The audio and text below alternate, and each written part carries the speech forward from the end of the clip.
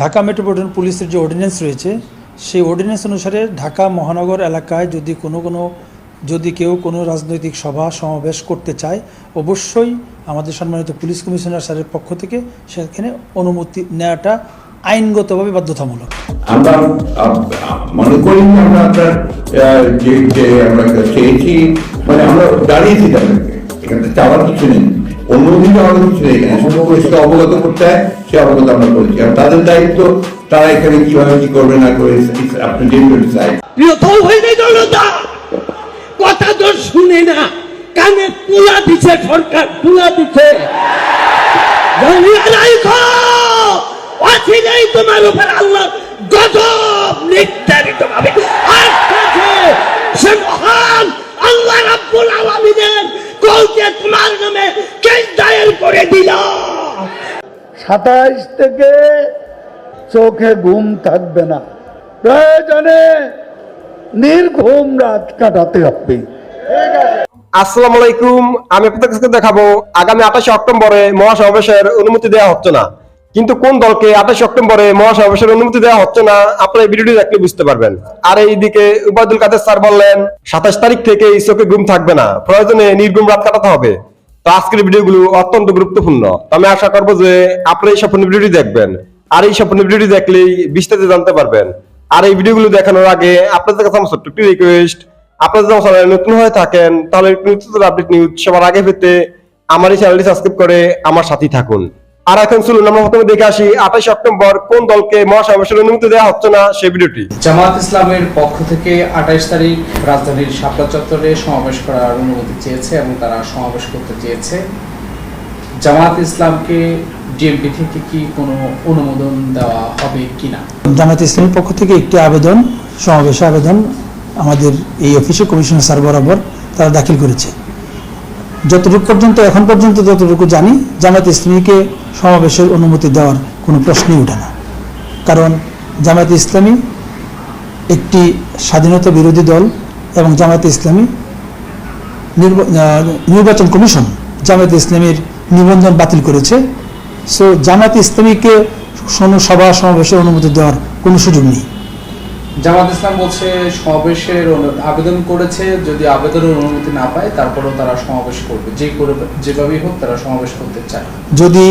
যদি পুলিশের অনুমতি ব্যতি রেখে কোনো সভা সমাবেশের অনুমতি না পেয়ে যদি কেউ সভা সমাবেশ করতে চায় আর জামাত ইসলামী যদি এটি মনে করে থাকে তারা করবে, তাহলে তাদের বিরুদ্ধে যথাযথ আইনগত ব্যবস্থা গ্রহণ করা হবে। তারা বলছেন দীর্ঘদিন তারা সভা সমাবেশ করতে পারছেন না, একটি সমাবেশের অনুমতি দেওয়া হয়েছিল, এখন কেন তাদের সমাবেশের অনুমতি দিচ্ছে না? তারা গণতান্ত্রিক রাষ্ট্র প্রক্রিয়ায় তারা সভা সমাবেশ করার অধিকার রাখে, সে বিষয়ে আপনাদের মন্তব্য? জামাত ইসলামী কোনো নিবন্ধনভুক্ত দল নয় এবং জামাত ইসলামীর স্বাধীনতা বিরোধী একটি দল। জামাত ইসলামীর অসংখ্য নেতা কর্মী এবং তাদের শীর্ষস্থানীয় নেতৃবৃন্দ যুদ্ধাপরাধের দ্বারা অভিযুক্ত হয়ে তাদেরকে মৃত্যুদণ্ডে দণ্ডিত করা হয়েছে। কাজে জামায়াত ইসলামীকে সভা সমাবেশের অনুমতি দেওয়ার প্রশ্নই ওঠে না এবং জামায়াত ইসলামী যদি কোনো সভা সমাবেশ করতে চায় তাদের বিরুদ্ধে যথাযথ আইনগত ব্যবস্থা গ্রহণ করা হবে। এবং ঢাকা মেট্রোপলিটন পুলিশ জামায়াত ইসলামীর ব্যাপারে জিরো টলারেন্স নীতিতে এগোচ্ছে। জামায়াত ইসলামী নেতাকর্মী যদি পুলিশের অনুমতি ছাড়া কোনো সভা সমাবেশ কোথাও করতে যায়, আইন তার আপন গতিতে চলবে, জামাতকে ছাড় দেওয়ার কোনো সুযোগ নেই। জামাত কি এই সমাবেশের নামে রাজধানীতে বিশৃঙ্খলা বা নাশকতা করার চেষ্টার পরিকল্পনা করছে কিনা? আমরা ধারণা করছি জামায়াত ইসলামী একটি স্বাধীনতা বিরোধী দল হওয়ার কারণে এবং তাদের অতীত কর্মকাণ্ডের কারণে তারা নাশকতামূলক কর্মকাণ্ডে দীর্ঘদিন যাবৎ জড়িত। কাজে জামায়াত ইসলামীর অসংখ্য নেতাকর্মী জঙ্গিবাদের সঙ্গে জড়িত। জামায়াত ইসলামীর শীর্ষস্থানীয় আমির তার ছেলেকে জঙ্গি তৎপরতা চালাচ্ছিল, সেই কিন্তু তাদেরকে গ্রেপ্তার করা হয়েছে। সো জামায়াতে ইসলামী নাশকতা অতীত করেছে, ভবিষ্যতে করার আশঙ্কা রয়েছে। কাজে জামায়াতে ইসলামীর ব্যাপারে Bangladesh police, Dhaka metropolitan police zero tolerance নীতিতে এগিয়ে যাচ্ছে। আমরা দেখেছি 2014 এবং 2018 সালে যে আন্দোলন হয়েছিল, সেই আন্দোলনে জামাত শিবির নাশকতা করেছিল রাজধানী ঢাকা সহ বিভিন্ন জায়গায় এবং পুলিশের উপর হামলা করেছিল। এবারও কি সেরকম ধরনের কোনো পরিকল্পনা করছে কিনা? জামায়াত ইসলামী অসংখ্য পরিকল্পনা থাকতে পারে। জামাতের ব্যাপারে জামাত অতীতে কি করেছে আপনি নিজে আপনার প্রশ্নের মধ্যে উত্তর নিহিত রয়েছে। জামাত পুলিশের উপর আক্রমণ করেছে, জামাত বাংলাদেশের বিভিন্ন জায়গায় পুলিশকে হত্যা করেছে, জামাত বিভিন্ন জায়গায় নাশকতামূলক কর্মকাণ্ড পরিচালনা করেছে। জামাত ইসলামী একটি স্বাধীনতা বিরোধী দল এবং যুদ্ধাপরাধের দায়ে অভিযুক্ত একটি দল। সো জামাত ইসলামী, আমাদের মহামান্য হাইকোর্ট জামাত ইসলামী নিবন্ধন বাতিল করেছে এবং নির্বাচন কমিশন সেটি কার্যকর করেছে। কাজে জামায়াত ইসলামীকে সভা সমাবেশ করার সুযোগ দেওয়ার কোনো সুযোগ নেই। যদি সভা সমাবেশ করতে চায় তাদের বিরুদ্ধে আইনগত ব্যবস্থা গ্রহণ করা হবে। প্রিয় তৌহিদি জনতা, কথা তো শুনে না, কানে তুলা দিছে সরকার, তুলা দিছে। জানিয়া রাখো, অচিরেই তোমার উপর আল্লাহ গজব নির্ধারিত ভাবে আসছে। সে মহান আল্লাহ রাব্বুল আলামিনের কলকে তোমার নামে কেস দায়ের করে দিল। হাজরাতে আমরা রাত্রে একটার সময় উঠা দেশটা লুটটা বইটা খাইতা। সাবধান হয়ে যাও, আর বেশি সময় পাইবে না। অতি সাবধান, মামুন হককে মুক্তি দাও, সমস্ত কারাবন্দী আলেমদেরকে মুক্তি দাও, নাচে তোমার মুক্তি নাই, তোমার মুক্তি নাই। এই সামান্য ভুলের কারণে যদি 3 বছর জেলে থাকতে হয়, তুমি যাই ভুল গুম খুন হত্যা রাহাজানি করতেছ হাজার হাজার বছর, তোমাকে জাতীয় উলামা শেখ সম্মেলনের সম্মানিত সভাপতি, উপস্থিত দেশের শীর্ষস্থানীয় উলামায়ে কেরাম, সামনে তৌহিদি জনতা, আমরা মাঠের কর্মী। আমাদের নেতৃত্বে আমাদের নেতৃবৃন্দদেরকে মাঠের চিত্র আমরা শোনাইতে চাই। মাঠের চিত্র, আমাদের নেতৃবৃন্দ যদি ভয় পেয়ে থাকেন, আমরা মাঠের চিত্র আপনাদের সামনে তুলে ধরতে চাই। আল্লামা মামুনুল হক সাহেব যখন রিসুটে আটকা পড়েছিলেন, এই রিসুট কাণ্ডের নাটকে যখন আটকা পড়েছিলেন, কোন নেতৃবৃন্দদেরকে খুঁজে পাওয়া যায় নাই। সেদিন কিন্তু মাঠের নেতৃবৃন্দরা ফটো ভেঙে দেখিয়ে দিয়েছে এই দেশের একচ্ছত্র নেতা মামুনুল হক।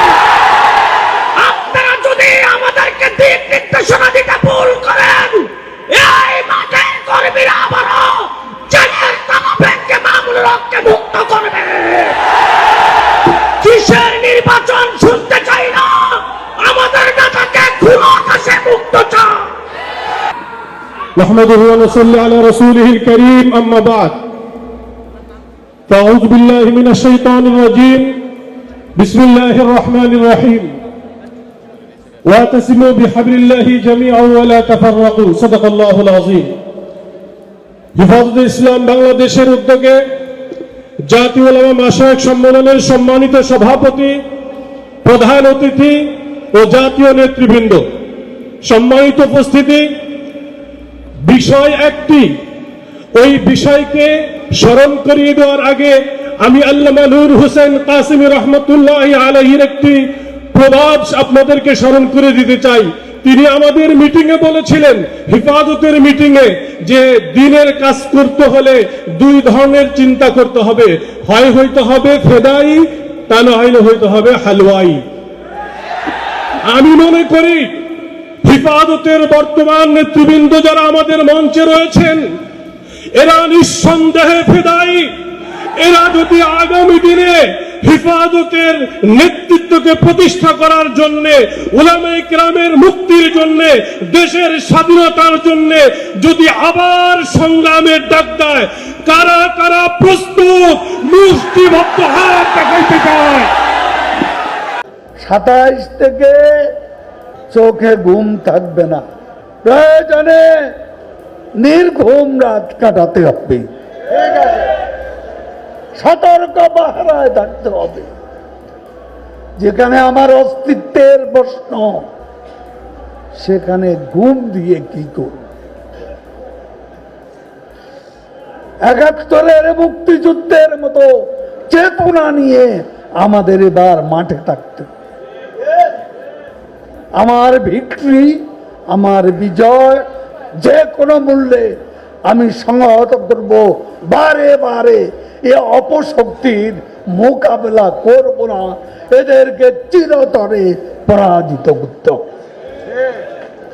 এবারই আমাদের লড়াই গান্ধারী বঙ্গবন্ধুর অসম সাহসী কন্যা শেখ হাসিনা, এই সাহসী গান্ধারীর নেতৃত্বে যদি আমরা বিজয় সংগত করতে না পারি, তাহলে ভবিষ্যতে পারবো তার গ্যারান্টি না।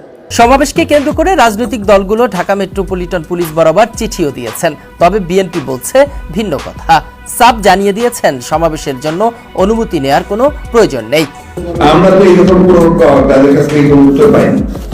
আমরা মনে করি যে আমরা আপনার যে আমরা চেয়েছি, মানে আমরা দাঁড়িয়েছি তাদেরকে, এখানে চাওয়ার কিছু নেই, অনুমতি চাওয়ার কিছু নেই। এখানে শুধু পরিস্থিতি অবগত করতে হয়, সে অবগত আমরা করেছি। আর তাদের দায়িত্ব, তারা এখানে কিভাবে কি করবে না করে আপনি ডিসাইড। আমি আশা করছি যে আপনারা সম্পূর্ণ ভিডিওটি দেখেছেন। আপনাদের যদি বিষয়টি নিয়ে কোনো মতামত থাকে আমাকে অবশ্যই কমেন্টে জানাবেন। আর আপনারা যদি আমার চ্যানেলে নতুন হয়ে থাকেন তাহলে আমার এই চ্যানেলটি সাবস্ক্রাইব করে আমার সাথেই থাকুন। তো দেখা হচ্ছে পরবর্তী ভিডিওতে। সে পর্যন্ত সবাই ভালো থাকবেন, সুস্থ থাকবেন। আল্লাহ হাফেজ।